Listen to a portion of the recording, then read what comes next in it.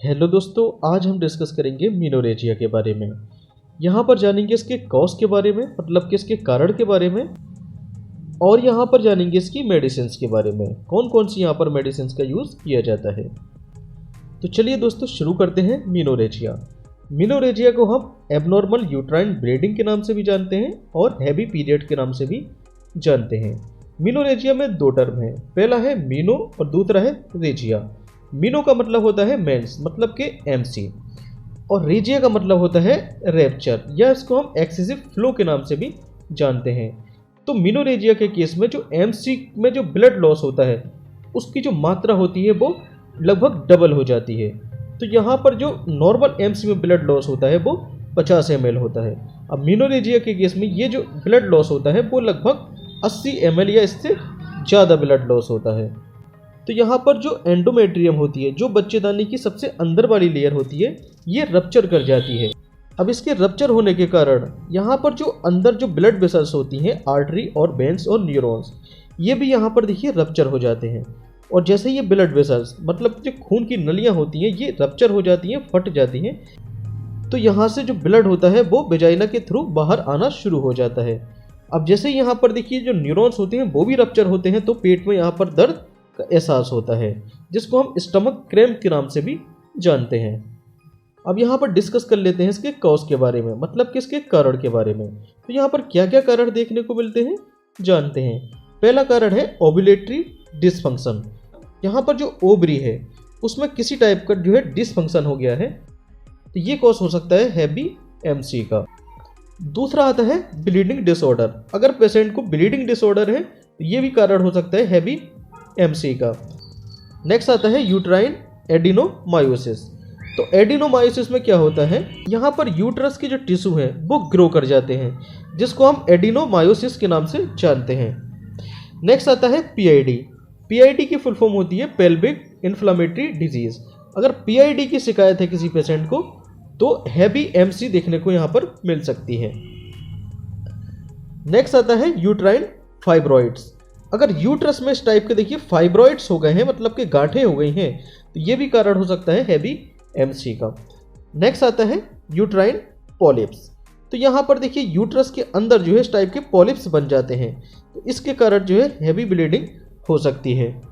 Next आता है cervical cancer. तो ये यूट्रस का देखिए सर्विक्स पार्ट होता है, अगर यहाँ पर देखिए अगर कैंसर हो जाता है तो इसको हम सर्वाइकल कैंसर के नाम से जानते हैं। नेक्स्ट आता है एंडोमेट्रियल कैंसर। तो देखिए जो यूट्रस की अंदर की वॉल होती है उसको हम एंडोमेट्रियम कहते हैं। एंडोमेट्रियम में अगर यहाँ पर कैंसर हो जाता है तो इसको बोल देते हैं एंडोमेट्रियल कैंसर। तो इन सभी के कारण जो है हैवी एमसी हो सकती है। अब यहाँ पर बात कर लेते हैं इसकी मेडिसिन के बारे में। तो कौन कौन सी मेडिसिन का यहाँ पर यूज़ किया जाता है। तो यहाँ पर पेशेंट को ब्लड लॉस होने के कारण उसमें एनीमिया हो सकता है, मतलब कि आयरन की कमी हो सकती है, तो उसको पूरा करने के लिए आयरन और फॉलिक एसिड और विटामिन B12 की जो है यहाँ पर मेडिसिन दी जाती है। तो यहाँ पर देखिए ये फेरिनेक्स जो टेबलेट है इसमें होता है ferrous, ascorbate, folic acid, zinc, vitamin B12, जिससे क्या है पेशेंट का जो हीमोग्लोबिन लेवल होता है वो इंक्रीज हो जाता है और उसमें खून की जो है कमी जो है दूर हो जाती है। बात कर लेते हैं इसके डोज के बारे में। तो उसको पर डे जो है OD या BD दिया जा सकता है। अब यहाँ पर नेक्स्ट मेडिसिन आती है इबुप्रोफेन। इबुप्रोफेन जो है एक एनसेड क्लास की मेडिसिन है। एनसेड मतलब होता है non steroidal anti inflammatory drugs. तो ये मेडिसिन देखिए पहली बात तो नॉन स्टेरॉइडल है और दूसरा काम होगा ये इन्फ्लामेशन में काम करेगी। तो ये पेन किलर की तरह यहाँ पर यूज़ की जाती है। ओके, तो ब्लीडिंग में अगर तकलीफ हो रही है तो यहाँ पर इसका यूज़ किया जाता है। तो डिस्मेनोरिया का केस होता है पेन इन पीरियड्स में पेन डिस्मेनोरिया कहलाता है। अब बात कर लेते हैं इसकी डोज के बारे में। तो मैक्सिमम डोज कितनी दे सकते हैं, ये 800 मिलीग्राम पर डे आप इसको दे सकते हैं। तो यहाँ पर जो इसकी स्ट्रेंथ है वो 200 मिलीग्राम है। तो आप इसको देखिए BD या TDS दे सकते हैं, मतलब कि दिन में 2 बार या 3 बार इसको दिया जा सकता है। अब यहाँ पर नेक्स्ट टेबलेट आती है ट्रिनेक्सा। ट्रिनेक्सा 500 इसकी स्ट्रेंथ होती है। इसमें होता है ट्रिनेक्सामिक एसिड। अब ट्रिनेक्सामिक एसिड क्या काम करता है, ये ब्लीडिंग को रोकने का काम करता है। तो ब्लीडिंग को रोकने में इसका यूज़ किया जाता है। जब ब्लीडिंग हो रही होती है तभी इस मेडिसिन को पेशेंट को दिया जाता है। अब बात कर लेते हैं हम इसके डोज के बारे में। तो पर डे ये बीडी दी जा सकती है, मतलब कि दिन में 2 बार इसको दिया जा सकता है और ये लगभग 3 से 4 दिन तक पेशेंट को दे सकते हैं। और नेक्स्ट मेडिसिन आती है यहाँ पर ओरल कंट्रासेप्टिव पिल्स। तो ओरल कंट्रासेप्टिव पिल्स में होता है एस्ट्रोजन और प्रोजेस्टेरॉन दोनों हार्मोन।